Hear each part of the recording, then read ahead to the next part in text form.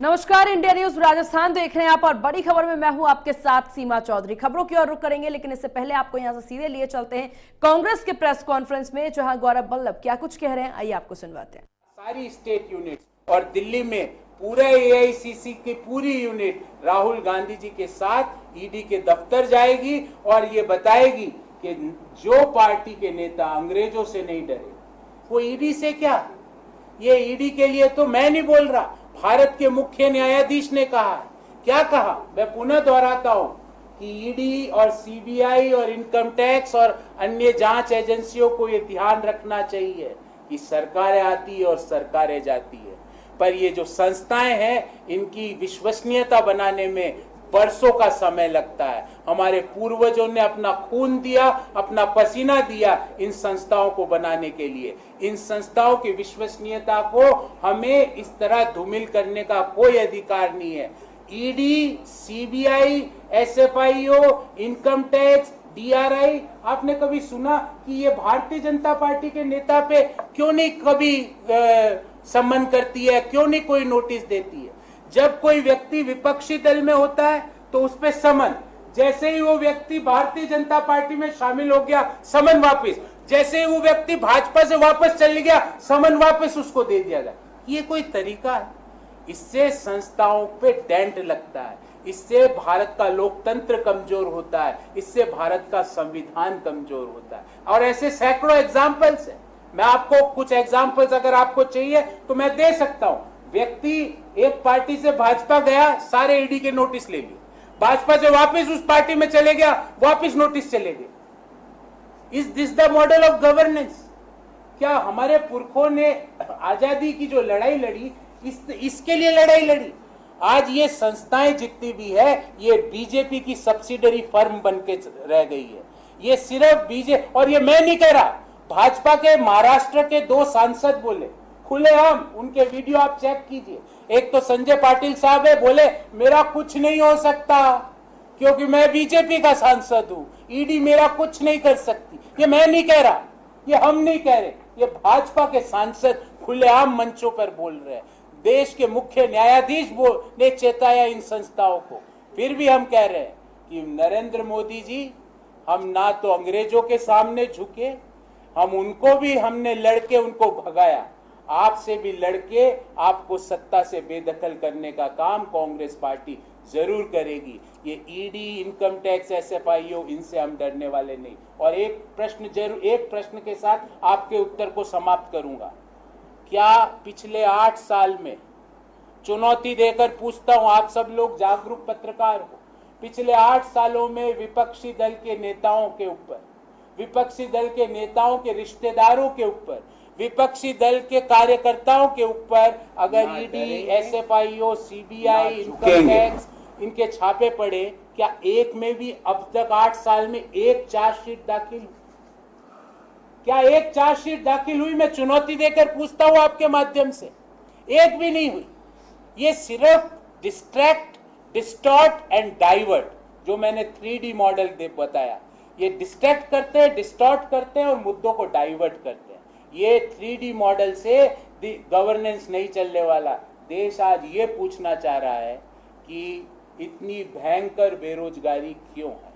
देश आज ये पूछना चाह रहा है कि जो 10% की दर से भारत की विकास दर हुआ करती थी, वो आज 4.1% जो कि लास्ट क्वार्टर में आई, वहां पर कैसे पहुंची?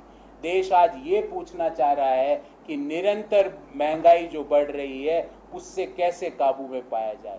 इन सवालों का भाजपा के पास सवाल नहीं। हाँ, अगली डेट देते हैं, 17 में 22 की डेट और 22 में 27 की डेट। पहले 16 में बोला 22 में किसानों की आय दुगनी हो जाएगी, 22 में हर हिंदुस्तानी को घर मिल जाएगा, 15 लाख रुपए आ जाएंगे, 2 करोड़ रोजगार प्रति वर्ष आ जाएंगे।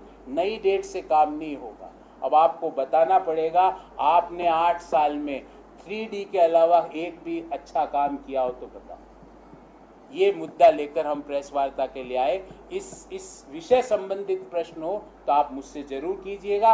राज्य संबंधित प्रश्न है तो माननीय प्रदेश अध्यक्ष जी है, वो आपका जवाब देंगे। गौरव जी, आपने ये कहा कि जो लोन दिया गया था वो कांग्रेस पार्टी की ओर से लोन दिया गया था, वापस जो जो पैसा आना चाहिए था या इक्विटी आनी चाहिए थी वो कांग्रेस पार्टी के खाते में आती, लेकिन यहाँ पर आपने 5 लोगों के नाम गिनाए, सोनिया गांधी, राहुल गांधी समेत। जी, ऐसा क्यों किया गया? क्योंकि ये तो खाते का लोन देने अब आपको बताता हूँ 90 करोड़ रुपए का लोन कांग्रेस पार्टी ने एसोसिएटेड जर्नल्स लिमिटेड को दिया। ये एसोसिएटेड जर्नल्स लिमिटेड जो नेशनल हेराल्ड समाचार पत्र है उसको छापता था। अब 90 करोड़ का लोन में से 67 करोड़ तो उसने कर्मचारियों को जो बकाया था, जो वीआरएस का ड्यूज था, उसमें दे दिया। बाकी पैसा जो बचा उसमें उसने बिजली का बिल, अपने मकान का किराए का बकाया बिल और जो गवर्नमेंट के स्टेचुरी ड्यूज थे उसमें उसका प्रयोग किया। अब वो अभी भी वो समाचार पत्र वापस प्रॉफिटेबल नहीं हो पाया, वो समाचार पत्र वापस भी लाभ में नहीं पहुंच पाया, तो वो अपना ऋण वापस नहीं कर पा रहा। जब वो ऋण नहीं कर पा रहा तो उसने कहा कि आप हमारी इक्विटी ले लो। हम इक्विटी नहीं ले सकते क्योंकि हम पॉलिटिकल पार्टी है। तो एक यंग इंडियंस लिमिटेड नामक एक नॉट फॉर प्रॉफिट फर्म होती है, उसमें से 1 रुपया भी जो उसके प्रमोटर्स होते हैं, 1 पैसा भी उससे बाहर नहीं निकाल सकते, क्योंकि इसका मतलब ही नॉट फॉर। मैं 1 मिनट, आप मेरे को पूरा करने दीजिए, फिर सवाल दूंगा। तो उसमें से 1 रुपया भी आप बाहर निकाल नहीं सकते। जब आप बाहर निकाल नहीं सकते उस नॉट फॉर प्रॉफिट फर्म के, तो मैंने तो आपको नाम भी बता दिए कि प्रबंध समिति के सदस्य ये थे, क्या उन्होंने 1 रुपया भी बाहर निकाला? इस बात का कोई ब्यौरा नहीं है और निकाल ही नहीं सकते। कंपनी अधिनियम में ऐसी व्यवस्था ही नहीं है। और मैं चुनौती देता हूं कि कांग्रेस पार्टी और कांग्रेस पार्टी के एक भी नेता ने 1 रुपया भी इस नॉट फॉर प्रॉफिट फर्म से बाहर नहीं निकाला। तो ये वायलेशन कैसे हुआ? क्या लोन देना वायलेशन है? नहीं, ऐसा इलेक्शन कमीशन ऑफ इंडिया कहता है। क्या डेट को इक्विटी में कन्वर्ट करना वायलेशन है? नहीं, क्योंकि ये भी स्पष्ट रूप से हमने बता के किया, हिंदुस्तान के प्रावधानों के अंतर्गत किया। क्या किसी व्यक्ति का नॉट फॉर प्रॉफिट कंपनी में प्रबंध समिति का सदस्य बनना इलीगल है? क्या गैर कानूनी है? नहीं। तो इसमें गैर कानूनियत कहाँ है? एक पूरा केस मैंने आपके सामने रख दिया। गौरव जी, सवाल ये है, जो आप नॉन प्रॉफिट ऑर्गेनाइजेशन बता रहे हैं यंग इंडिया, उसने लोन नहीं दिया था, तो वो कैसे इक्विटी ले सकती है? जी, क्योंकि ये कांग्रेस पार्टी, क्योंकि लोन तो कांग्रेस पार्टी ने दिया, लोन वापस जो एसोसिएटेड जर्नल्स लिमिटेड है वो वापस कांग्रेस पार्टी को देने की हालत में ही नहीं है, क्योंकि वो लॉस मेकिंग है।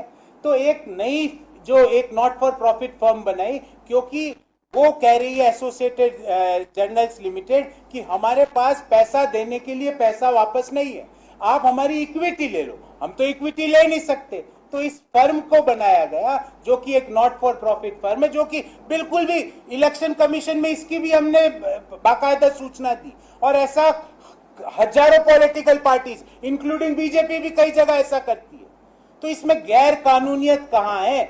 1 रुपया बाहर नहीं निकला, 1 रुपया ऐसा नहीं है जिसकी हमने ब्यौरा नहीं दिया कंपनीज अधिनियम के तहत, इलेक्शन कमीशन की गाइडलाइंस के तहत। तो इसमें where is the illegality in the entire transaction?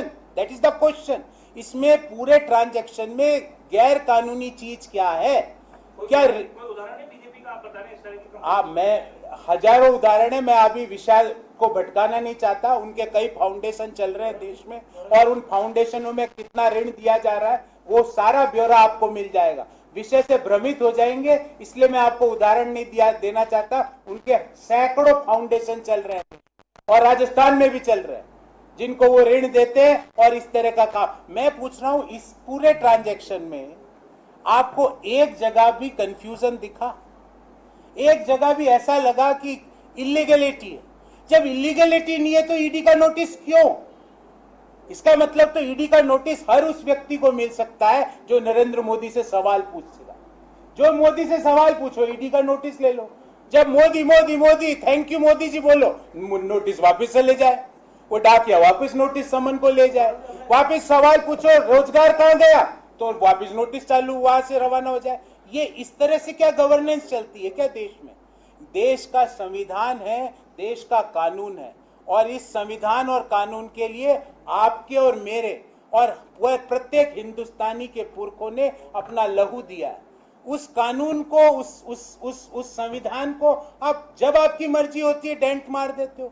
हमें डर नहीं है, जैसा आदरणीय प्रदेश अध्यक्ष जी ने कहा, हम तो अग्नि परीक्षा दे देंगे क्योंकि सत्य हमारे साथ है। हम डरते नहीं है, हम झुकने वाले भी नहीं है। अंग्रेजों के सामने ही नहीं झुके जो गोलियां बरसाते थे हिंदुस्तान के लोगों पे। हम उन लोगों से लड़े जब स्वाधीनता संग्राम की लड़ाई चल रही थी, तो भारतीय जनता पार्टी और आरएसएस के लोग, भाजपा तो थी नहीं, आरएसएस के लोग अंग्रेजों के साथ खड़े थे और हम अंग्रेजों से लड़ रहे थे। तो जब हम अंग्रेजों से ही नहीं लड़े तो इन काले अंग्रेजों से हम क्या लड़ने वाले। इनको तो हम असत्य को हराएंगे, हम इनको वापस बताएंगे कि सत्य की हमेशा जीत होती है। और कल राहुल गांधी जी और देश भर में जो हम प्रदर्शन करेंगे, जिस तरह से आज भी देश भर में प्रेस वार्ताएं हो रही है, जयपुर में मैं आया हूं, कोई लखनऊ गए हैं, कोई पटना गए हैं, कोई और जगह गए हैं, वहां पे प्रेस वार्ताओं के माध्यम से इस पूरे मामले की विधिवत जानकारी दे रहे हैं। लेकिन आप कल प्रोटेस्ट करेंगे लीगल और राजनीतिक तौर पे दोनों तरह से। प्रोटेस्ट में क्या डिमांड रहेगी?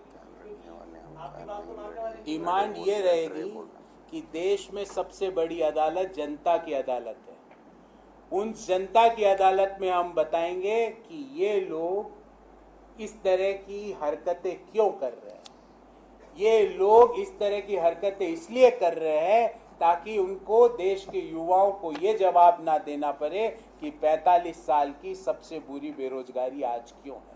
ये लोग इस तरह की हरकतें इसलिए कर रहे हैं कि देश के बुजुर्गों को ये जवाब ना देना पड़े कि 40 साल की सबसे कम ईपीएफ पर ब्याज भाजपा की मोदी सरकार दे रही है।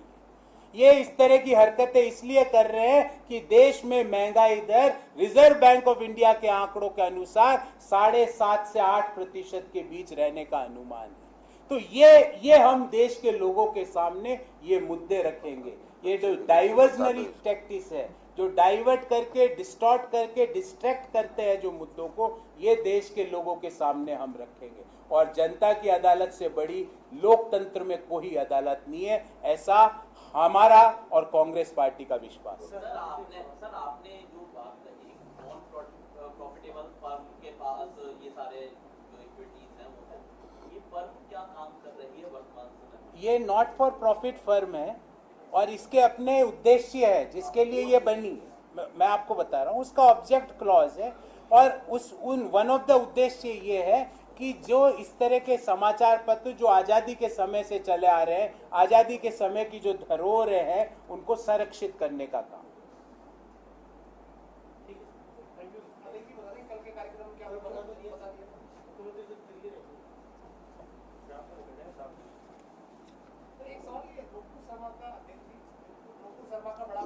इसी पे रखो, इसी पे रखो, उसके लिए अलग से एक दिन। और कोई कल सादर आमंत्रित तो आप वहाँ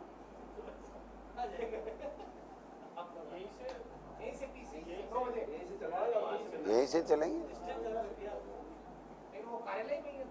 आप देखते रह जाओगे। चाय वाला लाओ भाई। तो विधिवत इस संबंध में कोई सवाल नहीं। क्या हम प्रेस वार्ता को समाप्त करें विधिवत, फिर नीचे आपसे वार्ता करें? बहुत बहुत धन्यवाद आपको। क्या हुआ? कौन?